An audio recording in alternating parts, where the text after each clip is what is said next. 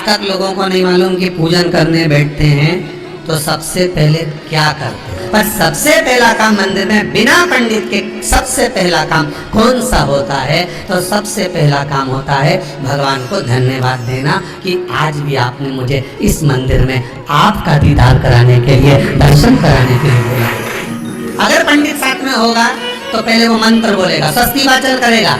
स्वस्ति वाचन करने में उसको अर्थात भगवान के लिए भी प्रसन्नता और आपके लिए भी, पर आपके पास कोई ब्राह्मण नहीं, आपको कोई स्तुति नहीं आती, आपको कोई मंत्र नहीं आता, आपको कोई साधना नहीं आती, आपको कोई तप नहीं आता, पर आप इतना तो कर सकते हो कि भगवान के मंदिर में जाकर उनको धन्यवाद दे सकते हो कि तेरी कृपा है जो मुझे चलकर यहाँ तक बुला लिया, 2 कदम चलाया, यहाँ तक बुलाया, ये तेरी कृपा है। और बड़ी कृपा करी जो डलिया भर के पूजन का सामान भी लाई, बड़ी कृपा करी जो दूध भरकर भी लाई, बड़ी कृपा करी जो कलश भरकर भी लाई। कितने लोगों का फायदा है कलश भरकर मंदिर ले जाने में? देखिए जरा कितने लोगों का फायदा। हिंदू धर्म में विष्णु पुराण में, पद्म पुराण में लिखा है, सौभाग्यवती नारी जब भरा हुआ पानी का लोटा लेकर कलश लेकर जाती है और उसको देखकर कोई व्यक्ति निकल कर चले जाता है तो जिस काम के लिए जाता है वो काम सफल हो जाता है। मंदिर का ही लोटा, मंदिर का ही पानी, सिर पे पल्लू लेके हर हर महादेव, बस शिव जी के चढ़ा रहे और इतने प्रेम से रिझा रहे। अब फ्री का पानी था तो एक लोटे में मन भी नहीं माने। अरे करा तो भगवान के सम्मुख में पहुंचकर अगर आप जल का पात्र भी लेकर जा रहे हो, भरा हुआ लेकर जा रहे हो, तो कितनी प्रसन्नता की बात। हिंदू धर्म की रीति है, जिस पात्र को हम जल चढ़ाने लेकर जाते हैं उस पात्र में भगवान के चरणों का जल लाते हैं, खाली पात्र नहीं लाते। क्या लाते हैं? भगवान के चरणों का जल। उस चरणों तक को लेकर आए, घर में रखा, सबने अपने नैनों में लगाया, हृदय में लगाया, चित्तवृत्ति में लगाया। खाली पात्र हम लेकर वापस नहीं आ रहे हैं।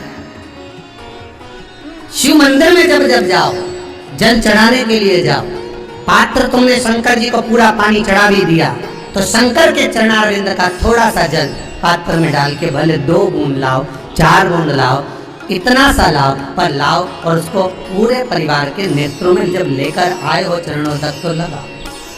पर खाली पात्र नहीं लेकर आना। खाली पात्र लाने में ध्यान दीजिए, जब आप पूरा जल समर्पित कर देते हैं, जल समर्पित भी पूरा करना है, भगवान को चढ़ा रहे तो पूरा समर्पण होना चाहिए, पूर्ण समर्पण। इसलिए शंकर भगवान को अधूरा समर्पण नहीं, इसलिए श्रीफल भी पूर्ण चढ़ता है। शंकर जी के मंदिर में श्रीफल नहीं फूटता, पूर्ण श्रीफल। बेलपत्री भी पूरी, चावल का दाना भी चढ़ेगा तो आखा, फल भी चढ़ेगा तो आखा, फूल भी चढ़ेगा तो आखा। भगवान को कोई चीज खंडित नहीं चढ़ती। शिव जी जल भी चढ़ेगा तो पूर्ण। जिस जल को चढ़ाने के लिए लेकर गए उसको बचा कर नहीं लाना है शिव मंदिर में से, संपूर्ण। क्योंकि भगवान के चरण की रज जब हमारे घर में प्रवेश करेगी तो हमारा आत्म कल्याण तो स्वतः ही हो जाएगा। शिव करुणा कर ही नहीं।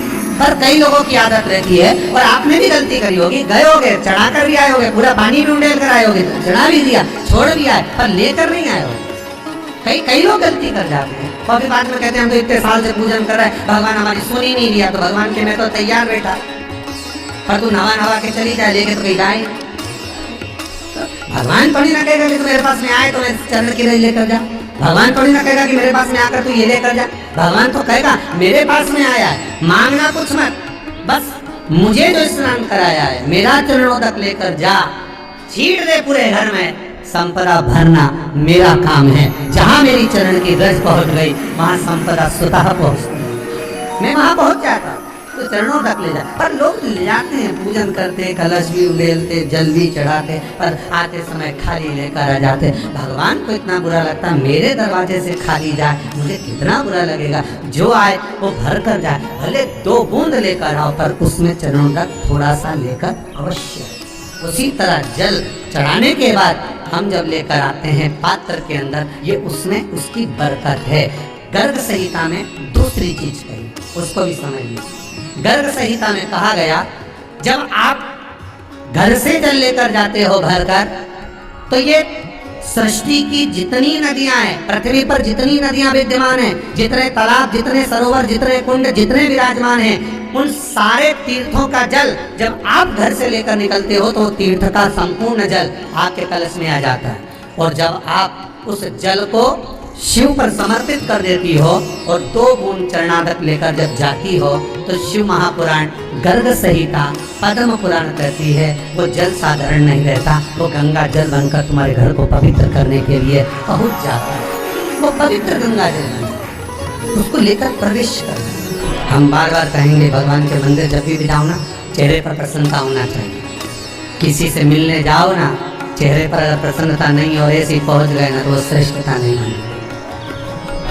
तुम तुम्हारी बहन के घर जाओ, सती मैया जलकर भस्म क्यों हुई? माता सती के भस्म होने का कारण क्या था? सती को पिता पर जितना क्रोध आया उससे ज्यादा क्रोध सती माता को अपनी बहनों पर आया कि मेरी इतनी बहन, ये 60 की 60 बहन मेरे सामने खड़ी रही और मैं आई तो प्रेम से मुस्कुराई तक नहीं। आप किसी के यहाँ जाओ और कोई के यहाँ पहुंचे और जाते से आप उस पहुंचे और कहा जी राधे राधे, जय श्री कृष्णा, हर हर महादेव, श्री शिवाय नमस्तुभ्यम, ओम नमः शिवाय आपने बोला और उसके चेहरे पर प्रसन्नता नहीं आया तो ऐसे घर में जाने से कोई फायदा है?